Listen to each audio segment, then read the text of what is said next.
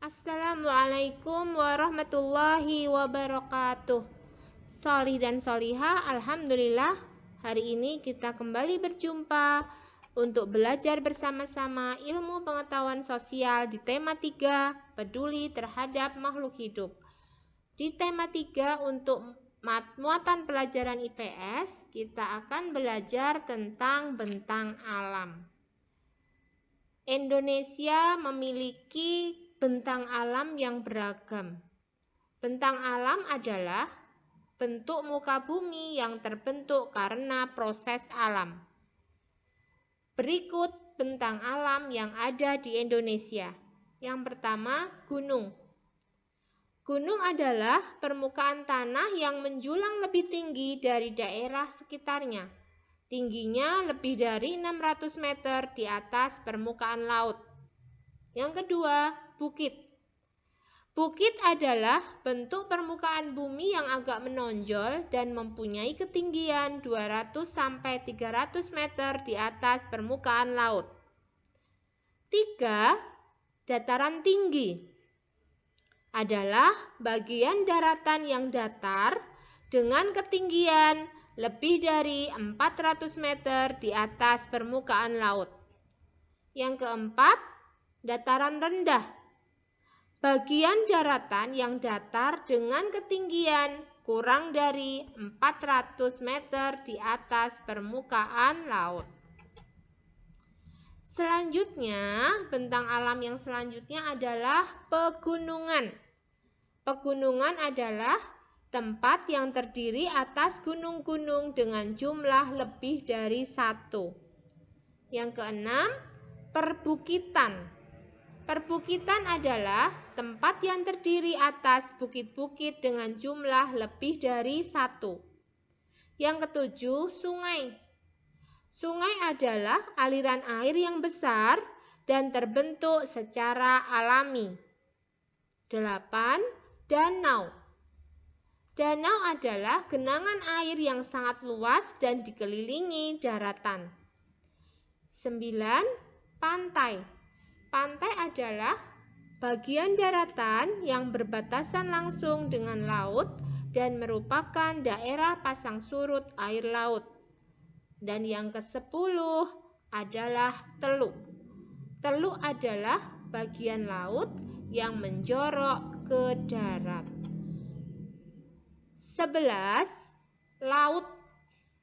Laut adalah air asin yang menutupi permukaan bumi yang sangat luas. Yang ke-12, tanjung. Tanjung adalah bagian daratan yang menjorok ke laut. Dan yang ke-13 adalah selat, yaitu laut sempit yang menghubungkan dua pulau. Yang akan kita bahas untuk bentang alam yang ada di Indonesia ini, yang akan kita bahas adalah dataran rendah, dataran tinggi, dan juga pantai. Kemudian, perbedaan dataran tinggi, dataran rendah, dan pantai. Perbedaan pada lokasi. Kalau dataran tinggi, lokasinya ada di daerah Dieng, Provinsi Jawa Tengah. Kalau dataran rendah ada di Madiun, Provinsi Jawa Timur. Kemudian pantai, contohnya itu Pantai Sanur di Provinsi Bali. Kemudian ciri-cirinya. Untuk dataran tinggi, ciri-cirinya memiliki ketinggian lebih dari 400 mdpl atau meter di atas permukaan laut. Kemudian ciri-ciri yang kedua untuk dataran tinggi itu berudara dingin.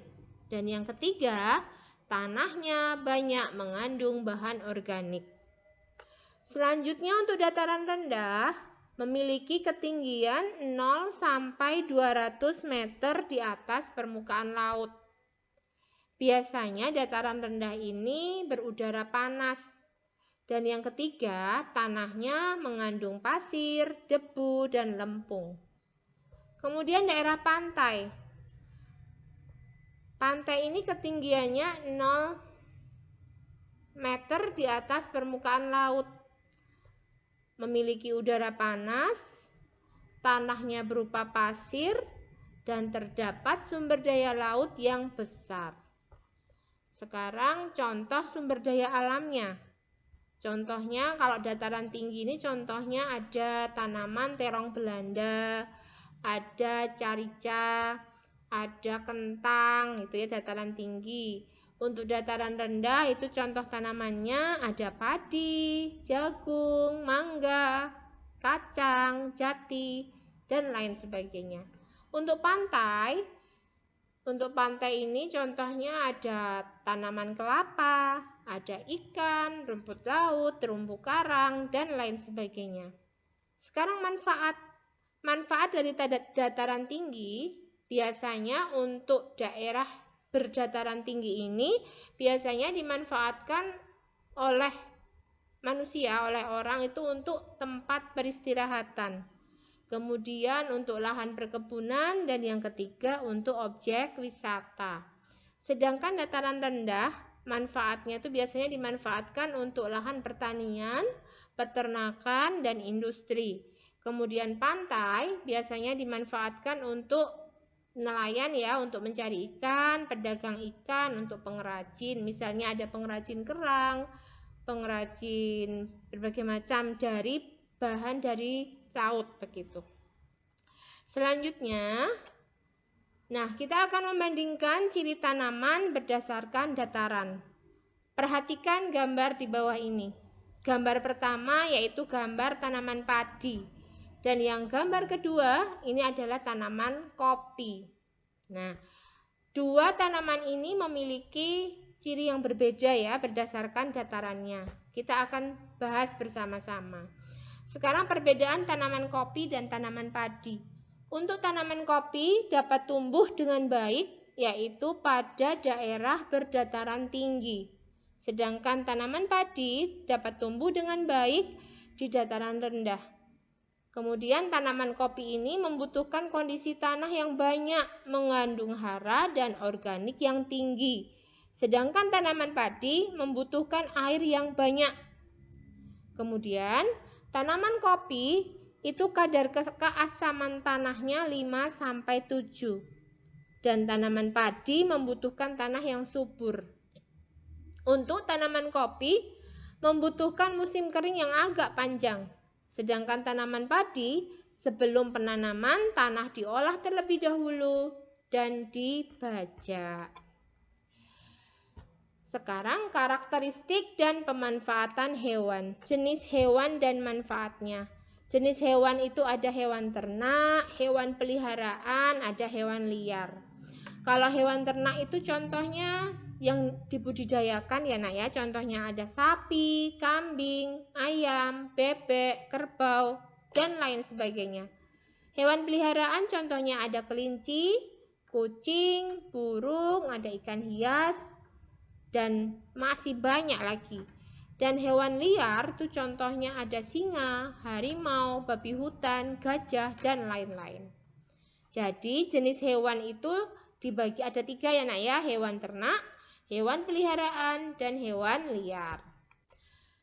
Selanjutnya, manfaat hewan bagi manusia adalah sebagai berikut. Yang pertama sebagai bahan makanan. Contohnya ayam. Ayam ini sebagai bahan makanan diambil daging dan telurnya. Kemudian sapi, diambil daging dan susunya. Kerbau, diambil dagingnya. Kambing, diambil daging dan susunya. Bebek, diambil daging dan telurnya. Kemudian yang kedua, manfaat hewan yang kedua yaitu sebagai bahan pembuat tas, pakaian, sepatu kulit. Contohnya apa? Contohnya kulit ular, kulit buaya, kulit sapi yang dimanfaatkan untuk membuat tas, membuat pakaian, ataupun untuk membuat sepatu kulit. Kemudian yang ketiga, manfaat hewan yang ketiga ada sebagai bahan pembuat kain. Contohnya bulu domba dan kepompong ulat. Yang keempat, digunakan tenaganya untuk membantu manusia bekerja. Contohnya kerbau, sapi, kuda, dan anjing pelacak. Kerbau biasanya dimanfaatkan untuk membajak sawah. Sapi biasanya juga ya untuk membajak sawah. Kemudian kuda biasanya digunakan untuk sebagai penari andong, sebagai penari dokar, dan lain sebagainya. Selanjutnya, manfaat tumbuhan bagi manusia. Tadi kita sudah bahas tentang manfaat hewan bagi manusia. Nah, sekarang manfaat tumbuhan bagi manusia. Yang pertama, sebagai sumber bahan makanan. Tumbuhan yang dijadikan sumber makanan pokok yaitu ada padi, singkong atau ketela, ubi, dan sagu. Tumbuhan lain yang dijadikan sumber makanan adalah buah, sayur, kedelai, kacang, dan kelapa. Yang kedua, sebagai bumbu pada masakan. Bumbu yang ditambahkan pada masakan ada yang berasal dari tumbuhan.